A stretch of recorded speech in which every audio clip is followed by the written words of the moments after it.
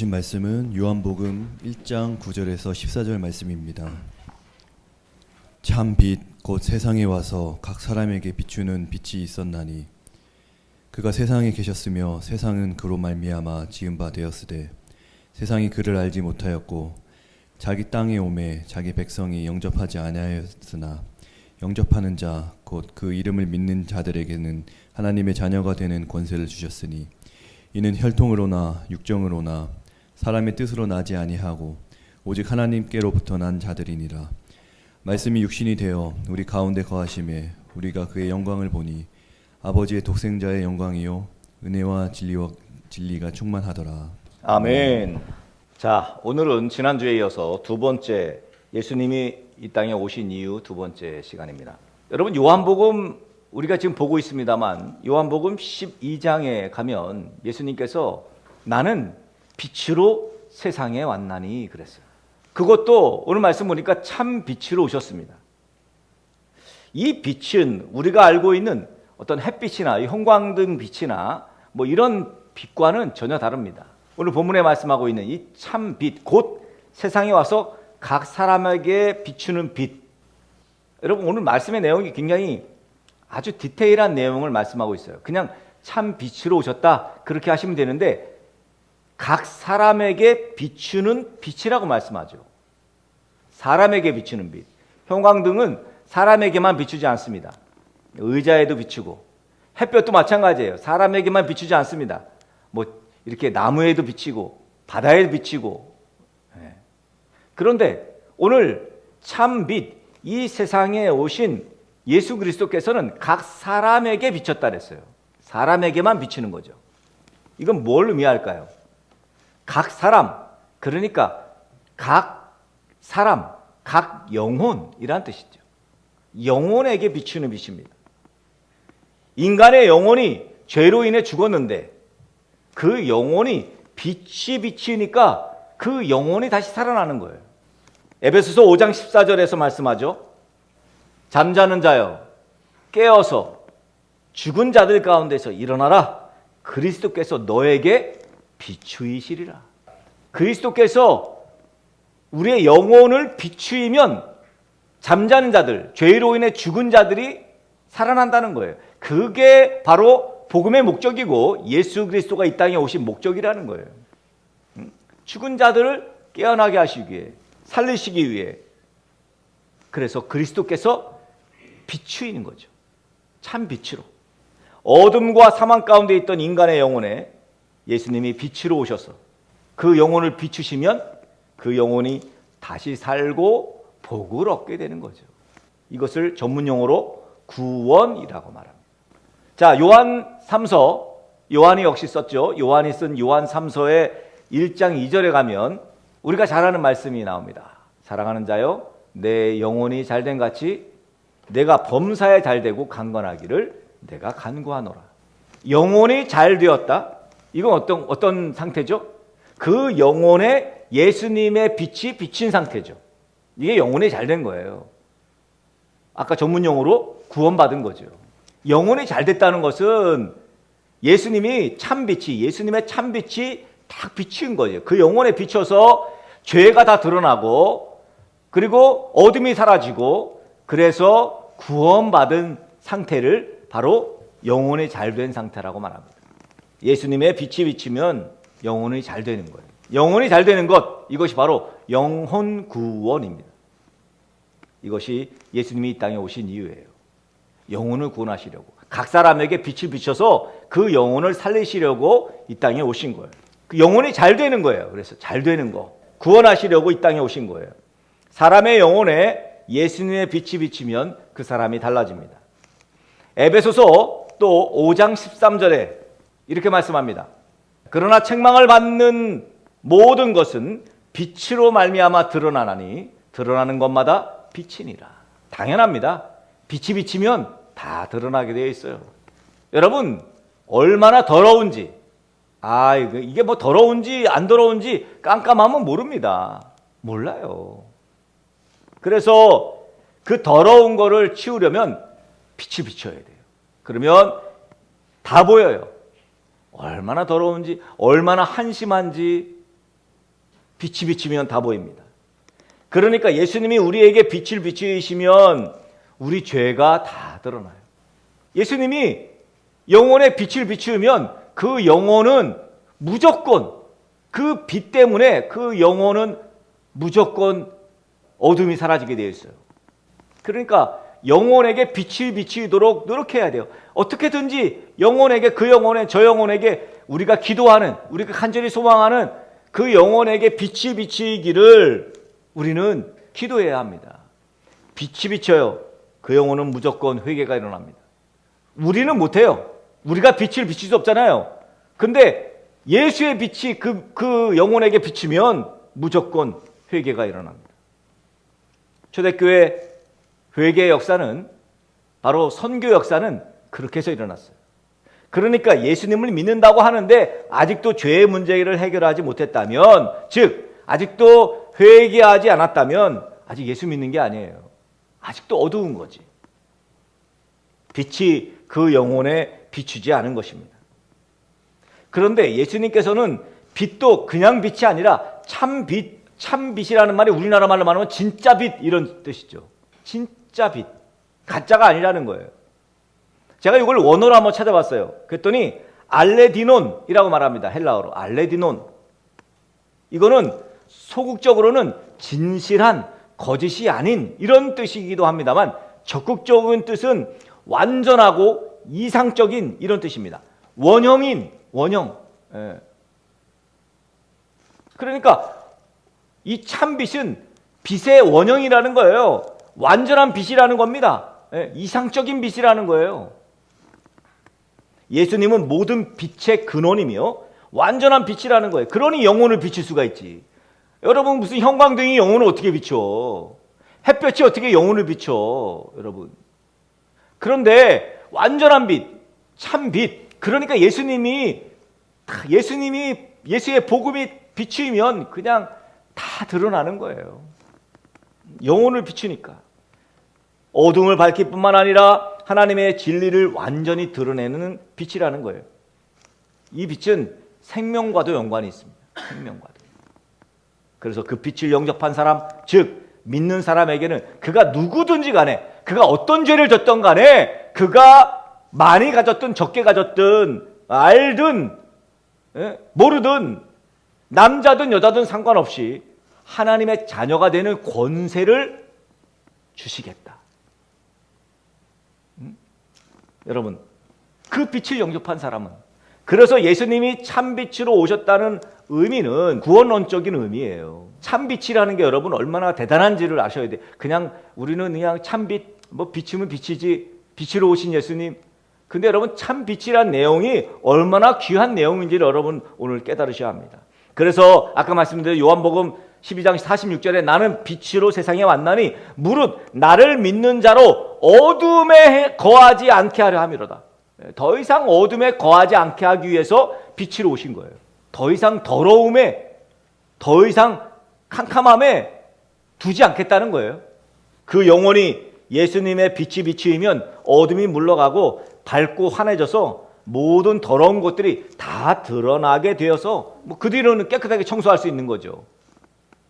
다 드러나니까. 이것이 바로 회개입니다. 빛이 환하게 비추이니 더 이상 더러워지는 것이 불가능해요. 불가능합니다. 그래서 그 영혼이 더 이상 어둠에 거하지 않게 되는 거죠. 그래서 복 있는 사람이 되는 거예요. 빛이 비치지 않으면 복 있는 사람이 되기가 어렵습니다. 지금 예수님 믿고 난 다음에 어둠이 물러간다는 것, 이건 정말 복 받은 거예요, 여러분. 그래서 예수님의 빛은 영혼에게 비춰요. 영혼에게. 영혼들에게 비춰요. 영혼에게. 이 영혼, 저 영혼. 여러분, 그래서 예수님의 빛을 우리 아버지에게 비춰주옵소서. 예수님의 빛을 우리 아들에게 비춰주옵소서. 여러분, 기도하셔야 돼요. 사도 요한은 이 요한복음을 쓴 목적을 뭐라고 말하냐면 요한복음 20장 31절에 이렇게 기록합니다. 오직 이것을 기록함은 너희로 예수께서 하나님의 아들 그리스도이심을 믿게 하려 하며, 그러니까 요한복음을 기록한 이유가 예수님이 하나님의 아들 그리스도이심을 믿게 하려는 거예요. 또 너희로 믿고 그 이름을 힘입어 생명을 얻게 하려 하심이라. 예수님을 믿으면 그 예수님의 이름으로 생명을 얻게 된다는 것입니다. 왜요? 은혜와 진리가 충만하신 예수 그리스도가 참 빛이 우리 영혼의 빛이면 어둠과 죄와 죽음은 더 이상 공존할 수가 없습니다. 그래서 예수님 믿으면요, 자연스럽게 그냥 밝아져요. 환해집니다. 나를 사랑하신 하나님, 나를 구원해 주신 하나님으로 인해서 그 기쁨이 늘 충만해집니다. 그냥 기쁘고 감사하고 그것이 충만해지는 거죠. 그래서 예수님 믿는 사람들은 기쁘고 감사하고 밝고 환하게 되는 거죠. 예수님 빛이 비추이면 우울한 사람이 밝게 되는 거죠. 명랑한 사람으로 변화됩니다. 예수님을 알고 믿고 난 다음에 참을 수 없는, 진짜 말할 수 없는 기쁨이 찾아오죠. 자다가도 웃는 거예요. 근데 예수님 믿는다면서도 예수님의 빛이 비추었다고 하면서도 기쁘지 않다면 이거는 예수님의 빛이 비추지 않았던, 또는 예수님을 믿지 않는 것 중에 하나일 거예요. 이거 비정상이죠. 물론 예수님을 믿어도 힘들어요. 인생이 예수님 믿는다고 무조건 안 힘들진 않습니다. 인생은 원래 어려운 일들이 빈번하게 일어나는 것이 인생이에요. 여러분, 예수님 믿어도 실패해요. 예수님 믿어도 실패한다니까요. 사람들이 참 그래 예수님, 나 교회 다니는데 말이지 내가 되는 것도 안 되고 말이지 뭐야 뭐 이러면서 불평하는 사람들이 있습니다. 예수님 믿어도 실패할 수 있고, 예수님 믿어도 병이 들 수 있고, 안타깝게 예수님 믿었지만 생을 사고로 마감하기도 합니다. 예수님 믿었는데 사업도 잘 안 풀리기도 해요. 근데 여러분, 그래도 괜찮습니다. 영원한 생명을 얻었기 때문에 그것으로 충분해요. 충분해. 그러니 이 땅에 참 빛으로 오신 예수님 만난 것만으로도 기쁘고 감사한 거예요. 영원한 생명을 얻었으니, 오늘 말씀에 보면 하나님의 자녀된 권세를 얻었으니, 그러니 그리스도인 됨으로 인해서 마음껏 기쁜 거예요. 그냥 기뻐요. 뭐가 그렇게 기쁜지, 뭐가 그렇게 좋은지, 뭐 가진 것도 없으면서 저렇게 병들고 또 사업도 잘 안 되고 뭐가 저렇게 좋은지. 여러분, 영원한 생명 얻으면 그 얻은 것, 영원한 생명 얻은 그 기쁨으로 인해서 그냥 즐겁고 기쁜 거예요. 단테의 신곡을 보면 천상을 향해 가는 성도가 지옥에 들렀어요. 근데 그곳에서 고통당하는 어떤 사람들을 보고 자기들을 안내하는 이 사람에게 묻습니다. 저 사람들은 무슨 죄를 짓고 여기 온 거냐고. 지옥에 들렀다가 너무 고통스러워하는 사람들을 보고 저 사람들은 도대체 무슨 죄를 짓고 여기 온 거냐고. 그랬더니 그 안내하는 사람이 그랬대죠. 다른 죄가 아니라 이 사람들은 세상에 살 때 믿는다고 하면서 기쁘게 살지 못하고 늘 우울하고 한숨만 쉬고 그렇게 산 죄 때문에 여기 온 거라고. 뭐 성경 말씀은 아닙니다. 단테의 신곡에 나온 얘기예요. 의미심장한 이야기입니다. 참 빛 되신 예수님을 영접해서 하나님의 자녀가 된 성도. 그래서 성경은 주 안에서 항상 기뻐하라고 말씀하고 있습니다. 삶이 좀 힘들어도 그 당시에는 힘들 수 있죠. 근데 돌아보면 내가 구원받은 하나님의 자녀구나. 내가 영원한 생명을 얻었구나. 내가 하나님의 자녀가 되었구나. 그것 때문에 그냥 기쁜 거예요. 우리가 살기 힘든 것은 형편이 어려워서가 아니에요. 왜 우리가 살기 힘들어요? 세상 참 살기 힘들다. 이유는 뭐예요? 그 구원의 기쁨이 사라졌기 때문이에요. 하나님 자녀된 기쁨이 사그러들었기 때문이에요. 충만하지 않기 때문이에요.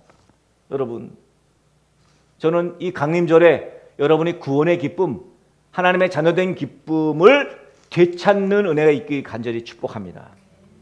성탄의 기쁨, 단지 죄에서 구원해 주신 구주가 나신 기쁨만 아니에요. 하나님께서 우리를 친히 찾아오셨다는 것이, 이것이 말할 수 없는 기쁨이에요. 내게 참빛을 비추셨다는 것, 이거 하나만으로도 얼마나 기쁘고 감사한지 모릅니다. 그래서 예수님의 빛이 비추면 다른 사람에게도 영향이 있는 거예요. 영향이 있어요. 내게 비추인 그 빛 때문에 우리 남편, 우리 자녀들에게까지 영향이 비치는 거예요. 빛으로 예수님 영접한 사람은 다른 사람에게 그 빛이 드러나게 되어 있습니다. 그래서 마태복음 5장 16절에 뭐라 그랬어요? 이같이 너희 빛이 사람 앞에 비치게 하여 그들로 너희 착한 행실을 보고 하늘에 계신 너희 아버지께 영광을 돌리게 하라. 너희 빛이 사람 앞에 비치게 하여 다른 사람에게 예수님의 빛을 비추게 해야 됩니다. 이게 우리의 사명이라는 거예요. 제가 기도하면서 내년도 우리 등대교회는 어떤 신앙생활을 해야 될까? 2025년은 좀 사명을 감당한 한 해가 되었으면 좋겠다는 생각이 들었습니다. 그 사명이 뭐예요? 예수 빛을 사람들 앞에 비치게 하는 거지요. 여러분의 삶으로 복음을 말하라는 거예요. 삶으로 복음을 보여주라는 거예요. 예수 복음을 직접 살라는 것입니다. 예수 복음을 비추는 거죠. 당연히 삶으로 예수 복음을 비추면 그 영혼이 살아요. 이것이 저와 여러분들의 사명입니다. 여러분, 빛으로 오신 예수님 만나고 삶으로 예수 복음을 비춘 사람 중 대표적인 사람이 누구예요? 누굽니까? 사도 바울이에요. 사도 바울은 자신이 스스로를 그렇게 명명했어요. 뭐라고요? 죄인 중에 괴수라고. 이게 참 빛이 사도 바울의 영혼에 딱 비추니까 사도 바울이 본인을 각성하게 된 거죠. 와, 나같이 더러운 놈이 없었네. 죄인 중에 진짜 괴수네 내가. 아니, 안 그렇겠어요? 참 빛이 여러분에게 비추면 그러면 다 드러나거든요. 과거에 뭐 다 드러납니다. 그러니 죄인 중에 괴수라고 표현하는 것입니다. 사도 바울이 윤리적으로 도덕적으로 훌륭한 사람이라서 예수님의 빛이 비추인 건 아니에요. 사실상 바울은 예수님 믿는 사람을 잡아다가 옥에 가두거나 죽이는 일에 우두머리였잖아요. 그날도 다메섹에 있는 예수 도당들, 잔당들, 예수 믿는다는 잔당들이 우리 스데반 집사님이 죽음으로 말미암아 다 도망간 거예요. 예루살렘에서 다 도망갔어요. 그래서 그 잔당들을 잡으러 어디로? 다메섹으로, 다마스커스로 가는 중에 예수님이 이 사도 바울에게, 그 당시에 이름이 사울이죠, 나타나서 뭐라 그래요? 호련히, 사도행전 9장 3절에 호련히 하늘에서 환한 빛이 그를 둘러 비추느니라 그랬어요. 호련히 갑자기 서든이 갑자기 빛이 사도 바울에게 비추는 거예요. 사도 바울의 영혼에게 비친 거죠. 사도 바울은 땅에 엎드려져 소리를 들어요. 사울아, 사울아, 어찌하여 나를 핍박하느냐? 그때 사울이 뭐라 그래요? 누구십니까? 나는 네가 핍박하는 예수다. 그리고 성 안으로 들어가라. 네가 행할 것을 알려줄 자가 거기 있다. 사울이 땅에서 일어나서 눈을 떴는데요, 아무것도 안 보였어요. 눈을 떴는데도 아무것도 안 보였어요. 어떤 사람의 손에 이끌려 다메섹으로 들어가서 사흘 동안 보지도 못하고 먹지도 못하고 마시지도 않았어요. 여러분, 저는 거기서 의구심을 하나 품었어요. 뭐냐면 여기 지금 다메섹으로 예수 도당들을 잡으러 가는 우두머리가 지금 사울이잖아요, 사도 바울. 그런데 이 사도 바울과 함께 가던 일행들이 있었다니까요. 함께 가던 일행들. 야, 이번에 가가지고 이 몇 놈이나 잡을까 막 이러고 가고 있는데 갑자기 사도 바울이 그러더니 막 안 보여. 누구십니까? 막. 그러니까 옆에 사람들이 뭐라 그랬겠어요? 아유, 사울 왜 그래? 왜 그래? 누구냐니? 무슨 소리야? 안 보여. 무슨 소리야? 눈 떠놓고 뭐가 안 보여? 막 옆에서 난리가 났겠죠. 무슨 영문인지 모르는 거예요. 왜? 그 사람들에게는, 그 영혼에게는 참빛이 비추지 않았기 때문이죠. 오로지 사울에게만. 도대체 왜 사울이 예수님의 빛이 비출 정도의 충분 조건을 갖췄는가? 사울이. 빛으로 오신 예수님은 우리가 생각하고 판단하는 대로 빛을 비추시는 분이 아니에요. 그러니까 저 사람은 안 돼. 저 사람은 안 될 거야. 예수 안 믿을 거야. 죽었다 깨나도 안 믿어. 여러분, 그런 사람이 있을 수가 없어요. 사도 바울이 죽었다 깨나도 예수 안 믿을 사람이었지, 사실. 그런 판단을 하지 마세요. 그냥 우리는 뭐예요? 그냥 그 영혼을 놓고 기도하는 거예요. 하나님, 저 영혼을 구원해 주옵소서. 저 영혼에게 참 빛을 비춰 주옵소서. 그거면 충분해요. 우리 곁에 있는 그 영혼을 위해서 기도하며 우리가 또 예수 그리스도의 빛을 비춰야 합니다. 예수님 오신 이유를 우리는 분명히 알아야 합니다. 그래서 오늘 예수님 오신 이후에 두 번째 시간을 우리가 맞이하고 있는 것입니다. 예수님은 어둠을 밝히러 오셨습니다. 죄악된 세상을 밝히러 오셨어요.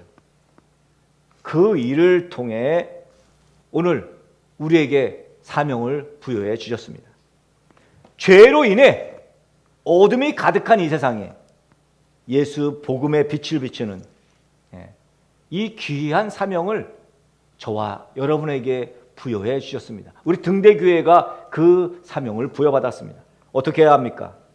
이제 이 죄로 인해서 어둠이 가득한 시대와 이 죄로 인해서 어둠이 가득한 사람들에게 빛을 비추는 저와 여러분이 되어야 하고, 참빛이신 예수 그리스도를 드러내는 우리의 삶으로 보여주는 저와 여러분 되어야 합니다. 그러기 위해서 여러분 아침에 말씀 묵상 필수고요. 여러분이 기도하는 삶 역시 필수입니다. 예수님을 드러내지 않고는 예수님이 드러나지가 않습니다. 우리로 하여금 그 증인의 사명을 감당하게 하셨습니다. 그래서 저는 내년에 여러분들에게 요청을 드립니다. 저 뒤에 이제 제가 붙여놨습니다만, 내년에는 여러분들이 하나님께서 여러분에게 베푸신 은혜를 고백하는 시간들을 많이 가지려고 합니다. 그러니까 한 주간을 살았어요. 한 달을 살았습니다. 근데 하나님께서 이 달에, 이 주간에 오늘 내게 하나님의 은혜를 주신 것, 하나님이 내게 부어주신 그 증인의 사명을 감당한 내용들을 고백하는 시간들을 가지려고 합니다. 그래서 자꾸 고백해야 돼요. 자꾸 드러내야 합니다. 지난주에 이런. 저는 그래서 물론 그게 이제 일반적인 내용이어야 돼요. 하나님의 역사를 직접 말할 수 있어야 돼요. 하나님이 내게 행한 거, 직접 나한테 행한 거, 뭐 다른 사람한테 행한 걸 뭐 말할 필요 없어요. 내게 행한 것, 내게 행하신 하나님, 나에게 이렇게 행하신 하나님, 그 하나님을 고백할 수 있는 여러분, 저와 여러분 되었으면 좋겠습니다. 그런 참빛이 대신 참빛으로 오신 예수 그리스도께서 우리의 삶을 그렇게 간증하는 삶으로 만들어 주실 걸 기대합니다. 부디 우리 어둠이 가득한, 죄가 가득한 이 세상에서 예수 복음의 빛을 과감히 비추는 삶을 사는 저와 여러분 되어지기를 참빛 되신 예수님의 이름으로 축복합니다.